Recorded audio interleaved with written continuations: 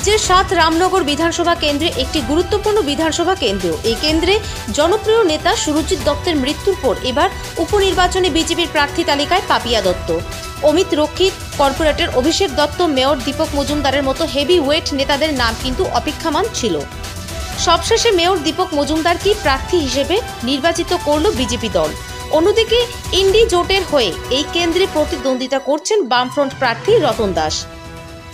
রামনগর বিধানসভা কেন্দ্রের উপনির্বাচনে প্রতিদ্বন্দ্বিতা কিন্তু একেবারে জমজমাট, কারণ দীর্ঘ সময় ধরে এই কেন্দ্রে প্রথমে কংগ্রেসের হয়ে, পরবর্তীতে বিজেপির হয়ে সুরজিৎ দত্ত জয়ী হয়ে এসেছেন। অর্থাৎ ব্যক্তি হিসেবে মানুষ সুরজিৎ দত্তকে ভালোবাসত। এবার কি রামনগরবাসী সেই কেন্দ্রে সুরজিৎ দত্তের জায়গাতে মেয়র দীপক মজুমদারকে বিধায়ক হিসেবে নির্বাচিত করবে, নাকি ইন্ডি জোটের প্রার্থী রতন দাসকে নির্বাচিত করবে? এই নিয়ে রাজ্য রাজনীতিতে একটা আলোড়ন। অধীর আগ্রহে তাকিয়ে আছে রাজ্যবাসী, কারণ অন্যদিকে আজ ইন্ডি জোট প্রার্থী রতন দাস তার নমিনেশন জমা দেওয়ার সময় বাম, কংগ্রেস ও অন্যান্য দল এক সুবিশাল র্যালির মাধ্যমে ইন্ডি জোটের শক্তিও কিন্তু প্রদর্শন করল। ব্যুরো রিপোর্ট, জনবার্তা নিউজ।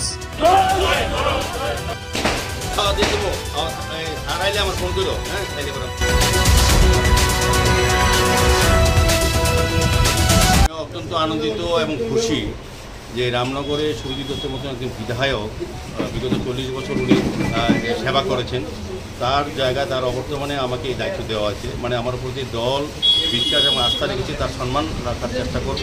আমি অত্যন্ত আনন্দিত। রামনগরবাসীর যে প্রত্যাশা রয়েছে সেই প্রত্যাশা পূরণে আপনার কি ভূমিকা থাকবে? না, আমাদের সরকার আসার পর 2018-এ এবং রামনগর যিনি বিধায়ক সুরজিৎবাবু চেষ্টা করেছেন রামনগর এলাকার মানুষের সমস্ত চাহিদা বা সমস্যার নিরসনের জন্য আমাদের সরকারও কাজ করছেন। তো আমিও চাইব যে এই কাজগুলি সুরজিৎবাবু করার ইচ্ছা ছিল, করতে পারেননি, শেষ করতে পারেননি, ওনার অকাল পূরণ হয়েছে। সেই কাজগুলি আমি তুমি করবো, নতুনভাবে এলাকার লোকের সঙ্গে কথা বলে, এখন বাড়ি বাড়ি প্রচারে যাব, মানুষের সঙ্গে কথা বলবো, তাদের সমস্যার সম্বন্ধে অবহিত হব। আমি যেহেতু পুরনো মেয়র ছিলাম, আমি ওই এলাকার যারা কর্পোরেটরের সঙ্গে আমার দীর্ঘ সময় সবসময় কথাবার্তা হতো, কাজে আমি এই এলাকার সম্বন্ধে জানি এবং দীর্ঘদিন সুরজিৎবাবুর পাশে থেকে এই এলাকার সমস্ত কাজে আমি যুক্ত ছিলাম। বহুদিন ধরে, বহু বছর ধরে আমি এলাকা ভালো করে জানি, এলাকার মানুষকে চিনি, এলাকার সমস্যা সম্বন্ধে আমার ধারণা আছে। কাজে কাজ করতে আমার সুবিধা হবে। শুধু আমি এলাকার সর্ব অংশের মানুষের মত নির্বিশেষে সকলের আমি আশীর্বাদ চাচ্ছি, কাজ করা যাতে আমাকে সুযোগ দেয়। অনেকদিন ধরেই আপনি পৌর নিগমের দায়িত্ব পালন করে আসছেন, এখন একটি বিধানসভার আপনি প্রার্থী, তা কতটা আপনার জন্য একটা আনন্দের? বেশি ভালো লাগছে। পৌর নিগমে একটা ওয়ার্ডে দায়িত্ব ছিলাম, একটা শহরে দায়িত্ব ছিলাম, একটা বিধানসভায় স্পেসিফিকভাবে আমাকে দায়িত্ব দিয়েছি। বিধানসভায় আমি বহুদিন ধরে কাজ করছি, এই এলাকার মানুষ কাজ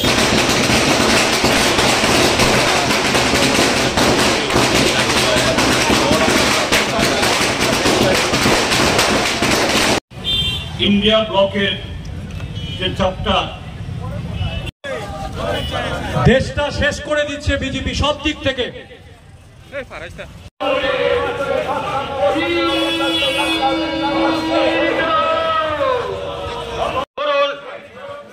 ইন্ডিয়া মঞ্চের প্রার্থীদের বিপুল ভোটে জয়ী করুন।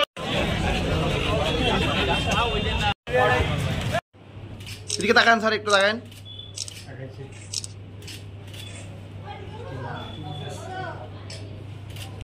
সাত রামনগর বিধানসভা কেন্দ্রের উপনির্বাচনে বামফ্রন্ট মনোনীত সিপিআইএম প্রার্থী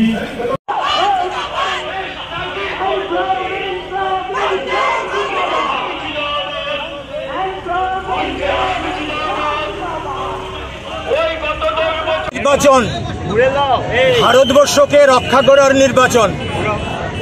এবারের নির্বাচন কেন্দ্র থেকে ভারতবর্ষের স্বাধীনোত্তর যুগে সবচেয়ে জঘন্য সরকার মোদী সরকারকে হটানোর সংগ্রাম। লোকসভা নির্বাচন প্রশ্নে ত্রিপুরাতে আমরা দুটি নির্বাচনে অংশ নিতে যাচ্ছি, লোকসভা এবং রাজ্য বিধানসভার অন্তর্গত 7 রামনগর বিধানসভা কেন্দ্রের উপনির্বাচন। এই দুটি নির্বাচনে আমি বামফ্রন্ট তথা ইন্ডিয়া মঞ্চের সমর্থিত সিপিআইএম প্রার্থী হিসেবে প্রতিদ্বন্দ্বিতা করছি। 7 রামনগর বিধানসভা কেন্দ্রে আমার নাম রতন দাস। আর পশ্চিম ত্রিপুরা লোকসভা কেন্দ্রে প্রতিদ্বন্দ্বিতা করছেন জাতীয় কংগ্রেসের প্রার্থী ইন্ডিয়া মঞ্চের দ্বারা সমর্থিত আশিস কুমার সাহা, তিনি আমার পাশেই রয়েছেন। আমরা দুজনে সবাইকে আপনাদের মাধ্যমে নমস্কার জানাই। আমি সাতরামনগর বিধানসভার উপনির্বাচনে প্রতিদ্বন্দ্বিতা করতে গিয়ে যে কথাটা বলছি সেটা হচ্ছে, এই বিধানসভা কেন্দ্র থেকে আমি আগে নির্বাচিত হয়েছিলাম। বলা যেতে পারে আমি আবারও জনগণের সামনে আমাকে সুযোগ করে দিয়েছেন ইন্ডিয়া মঞ্চ এবং আমার পার্টি এবং বামফ্রন্ট ভোট চাইবার। গিয়ে যেটা বলছি সেটা হচ্ছে, যে কাজ বামফ্রন্টের সময় আমরা করে গেছিলাম সেই কাজ এর অতিরিক্ত এই সরকার গত 6 বছরে একটি কাজও করেনি। এমন কিছু প্রজেক্ট ছিল যে প্রজেক্টগুলো বামফ্রন্ট সরকার শুরু করেছিল, সেই প্রজেক্টগুলো পর্যন্ত 6 বছরে শেষ করতে পারেনি। এই হচ্ছে প্রথম কথা। এই দাবি বিধানসভাতে তুলব। মানুষের বেদনা, মানুষের দুঃখ, এ হচ্ছে দ্রব্যমূল্য বৃদ্ধি, কাজ নেই, চাকরি নেই, গরিব মানুষ খুব খারাপ অবস্থায় আছে, ব্যাপক দুর্নীতি এবং সন্ত্রাস, বেশি সুলভ সন্ত্রাস, এসবের বিরুদ্ধে মানুষের সমর্থন চাইব। সর্বোপরি সংবিধান, গণতন্ত্র এবং ন্যায় বিচার, এটা যাতে আমরা পাই, অর্জন করতে পারি, এই কথাই আমরা বলবো। এই কথা বলে নির্বাচক মণ্ডলীর সামনে আমরা যাচ্ছি। আমি সবার কাছে আবারও কাস্তে হাতুড়ি তারকা চিহ্নে ভোট চাইছি।